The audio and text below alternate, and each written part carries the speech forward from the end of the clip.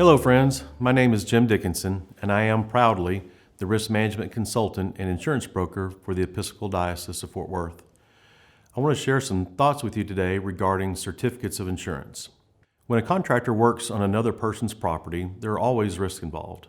Contractors can sometimes damage personal property or may even be injured themselves while performing the work. Companies and individuals that hire contractors want to be certain that they will not be held liable for injuries or damages or substandard work performed by the contractor. For this reason, they should obtain a certificate of insurance from the contractor or service provider. So what is a certificate of insurance? A certificate of insurance is a standardized document that provides evidence of insurance coverage. It will include the kinds of insurance a contractor maintains, as well as the liability limits. This certificate also lists the effective dates of the policy, but it's important to understand that it is not proof of insurance. And why is the certificate of insurance important? If you hire a contractor or other service provider who causes bodily injury to someone or damage to property, your parish or mission could be held liable for those damages, even if the terms of the contract with the service provider clearly states that insurance coverage is mandatory. You could be sued. You want to be sure the contractor you hire has appropriate insurance coverage in the event there is an incident that gives rise to a lawsuit so that your financial interests are protected. This is why you must ask for proof of insurance coverage. So, when should you request a certificate of insurance? Frankly, every time your parish or mission hires contractors or other service providers, it is extremely important that you get a certificate of insurance from each one you work with.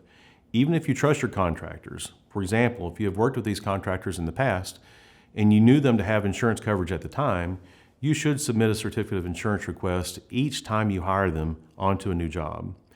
Doing so can prevent a scenario where you inadvertently take on the risks associated with the work your contractors perform. Taking this important step can cover your risks in several ways.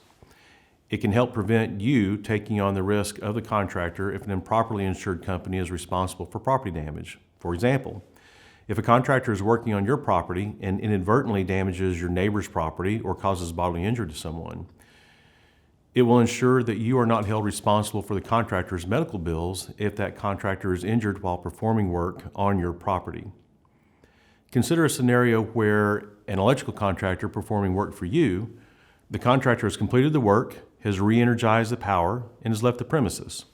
The work wasn't done properly and a fire ensues.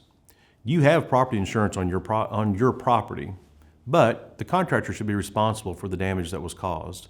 Ensuring they have their own insurance coverage is the best way to be sure they have resources or assets to cover the cost of the repairs. So what should you look for in a certificate of insurance? Understand that not all certificates are valid. Contractors may present false or forged information or may allow insurance coverage to lapse after obtaining the certificate of insurance. You can eliminate these many instances of fraud by requesting the business insurance certificate directly from the insurance company or the agent instead of getting it through the contractor. Following are some things that you should pay close attention to when you receive a certificate of insurance. Confirm that the name of the insured on the form is an exact match for the name of the person or the contractor you are hiring. Check the policy dates to ensure that they are valid.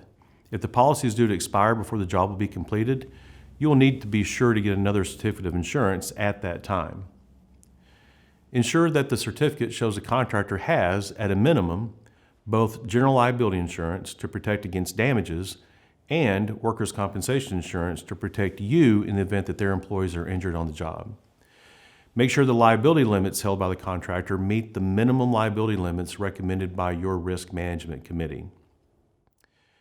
Ask to be named as the additional insured for the duration of the project or the contract for which you are hiring the contractor. And ask for a waiver of subrogation in your favor from the contractor and his or her insurance carriers. Certificate tracking. So if you deal with several different contractors, you may want to utilize a certificate of insurance tracking spreadsheet system. This simple spreadsheet will allow you to easily confirm the insurance coverage that you've requested is properly reflected on the certificate. It will also help you easily monitor the dates of coverage for the contractor. When the policy dates on their certificate expire, simply request and obtain a new certificate of insurance as needed.